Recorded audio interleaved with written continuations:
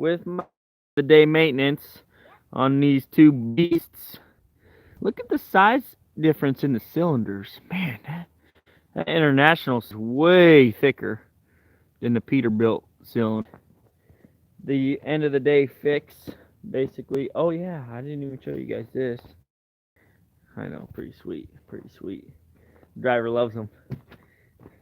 So, anyways, I had the drivers put the boxes up today so I can inspect them, after a good long day. Today we had a small breakdown, but it wasn't a breakdown that cost me a whole day's worth of money, basically. Will I show how to add oil to rear diff? But it's not that hard. You basically got to plug. Let me show you. Real quick. Fill the diff fluid all the way up to that plug. Some people say give yourself a finger inside so you can touch it, but I just fill it up to the plug. What's up, Kyle Allen? So anyways, today we had a breakdown on the International, but the driver was able to keep working around it because he was doing pit to pit. But let me just show you where the breakdown occurred. What's up, Joey? So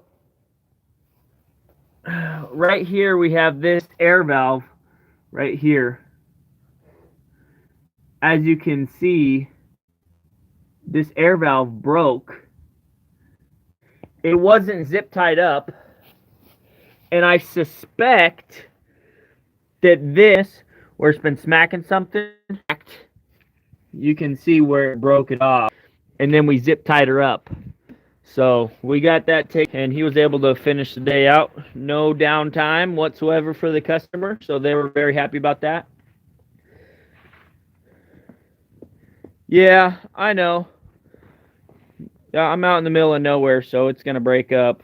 You can always come back and watch it when it's not always so broken up.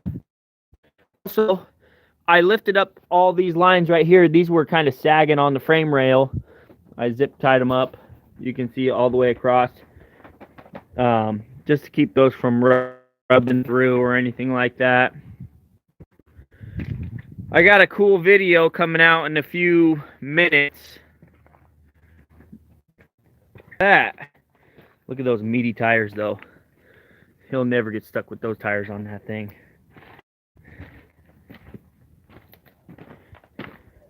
Those are some dump truck tires right there. And then this one, at the end of the day, I was in here just looking around, and then boom, right here I spotted an airline.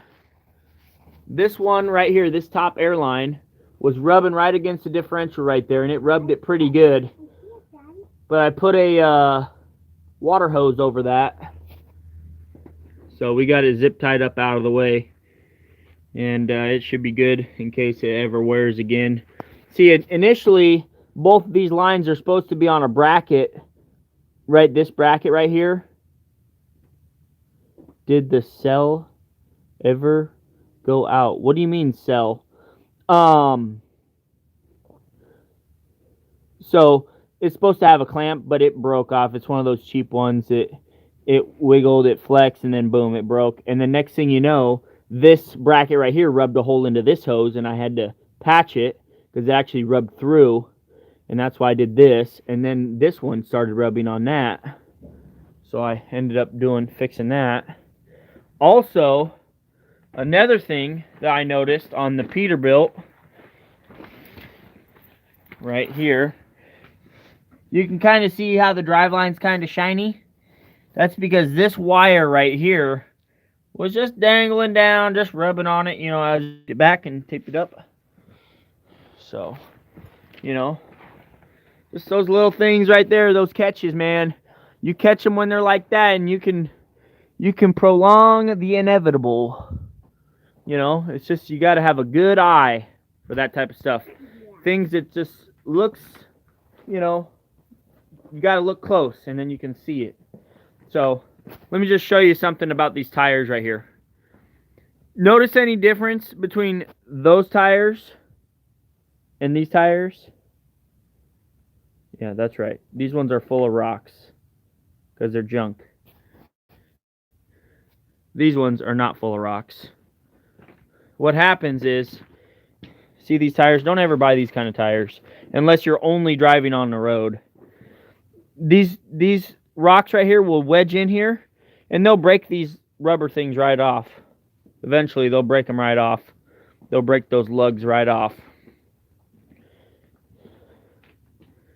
So, I would not buy that type of dump truck tire if you're working in a quarry every day. Besides, these ones are way more cooler looking. Cooler looking, and you're not going to get stuck in somebody's yard.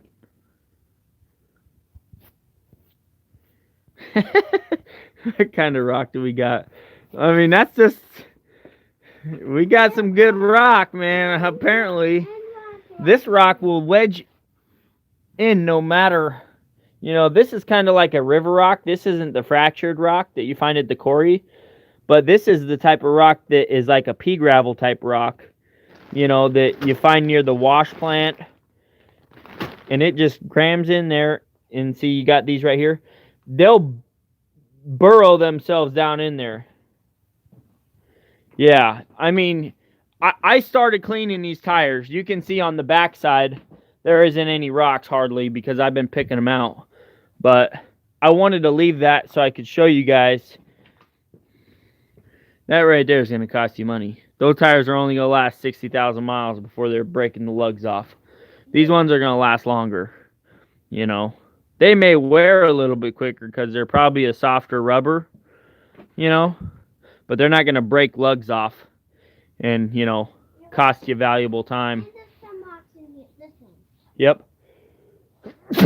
That's a drop axle tire, though, so it's not that important, son. All that is so the state doesn't get you in trouble for hauling too much weight. So, them Bridgestone 799s that have been good for me. Yeah, I don't know if these ones aren't the Bridgestones, but I had the Bridgestones on here, and it did the same thing. That's what it did. And one season, that's all they lasted me, Blake. 1 year. That was it. I had these tires on my 85 Peterbilt 3 years. Never got a flat.